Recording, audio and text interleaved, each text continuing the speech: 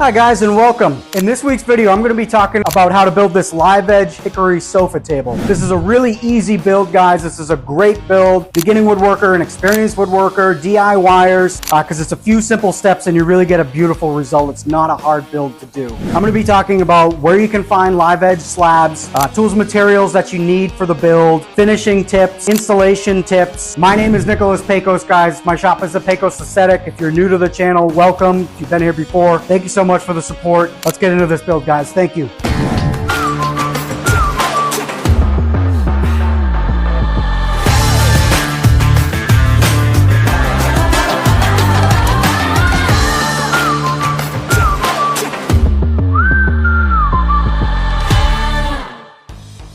So the first step in this process, guys, is finding your actual slab. There's a couple of different options you have for this. I highly recommend you use Facebook Marketplace and you find local sawyers that have their own equipment that will cut down trees locally, turn them into slabs, and then you can drive to their house and buy them.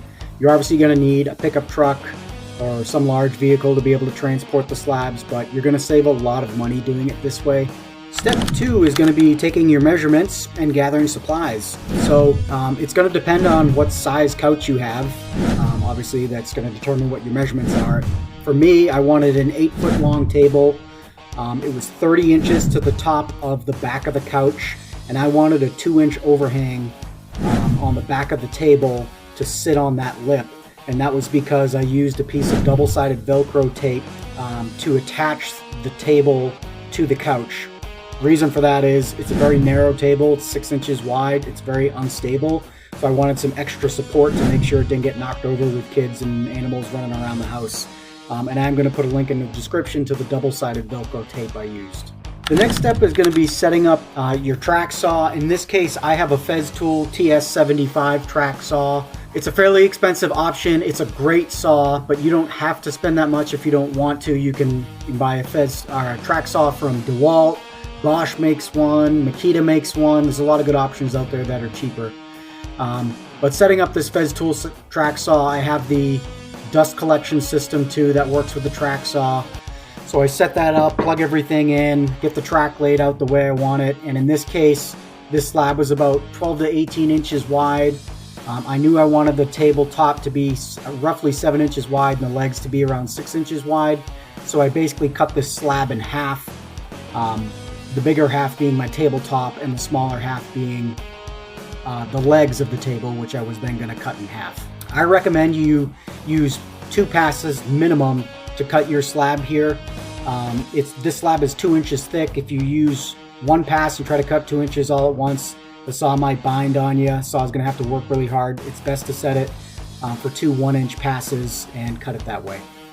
Step number 4 is going to be using a wire brush to clean up the actual live edge of the wood. This is a small attachment that you can get for your drill from Lowe's and Home Depot, probably about 10 bucks. That does a really good job of cleaning up the edge, and you can see me using it here. Another option you have is to purchase a restorer tool. I'll put a link to that in the description.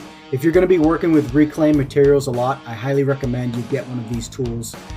It does the job the wire brush does, but it does it a lot quicker and more efficiently. It's definitely a worthwhile purchase if you're going to work with reclaimed lumber. Step number 5 is going to be flattening your pieces. So again, I cut this slab into 2 different pieces. One of them has really cool figure on the end of it, this crotch grain that I didn't want to lose. So I kept that on the top piece, but it makes it a little bit wider, about 15 inches wide.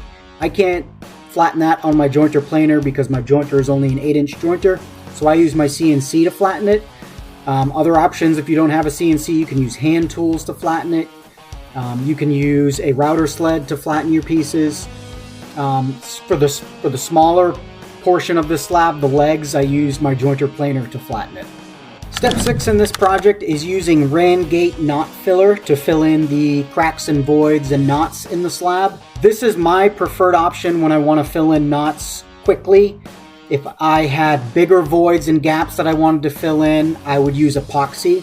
But that is a more expensive option, and it also is a much more time-consuming option because you have to wait a couple of days for the epoxy to cure. So in this particular case, I use Rangate knot filler. I'll put a link in the description to this tool. It fills the knots with a wax-like substance, and then you can just plane it down smooth, and it looks really good in these smaller projects.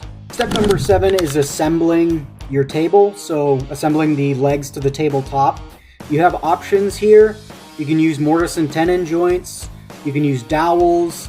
I decided to go with my Festool domino joiner to make joints for this. If you have a Festool domino, it's a great tool. It allows you to make basically mortise and tenon joints, but make them very, very quickly. And there's going to be a video here that describes how I go about that process. Step number 8 is sanding and finishing your table. So again, I have a Festool product here. I have the ETS EC 150. They're 6-inch sander. Love this thing. It works really good.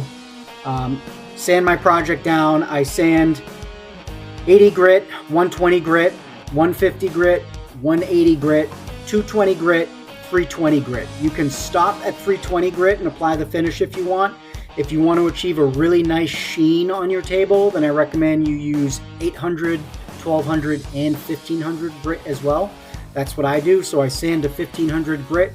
And then in this particular case for finish, I used Odie's oil. Really good penetrating oil. It has a really nice scent to it as well. Once I put in the Odie's oil, then I finished with Minwax water-based polyurethane as a protective coating for the top of this table because it's going to get a lot of wear and tear. The last step is installing your table in its final resting place. So I was saying earlier in the video, the table is a bit narrow, so it's a little bit unstable. And this is where I added the double-sided Velcro tape on the lip underneath the table, and then again on the lip on the couch. It adds a little bit more stability, keeps the table rock solid so it doesn't get knocked over, and it's safe. You don't have to worry about it falling on kids. And there's a couple angles showing how I put the tape on and how I installed the table.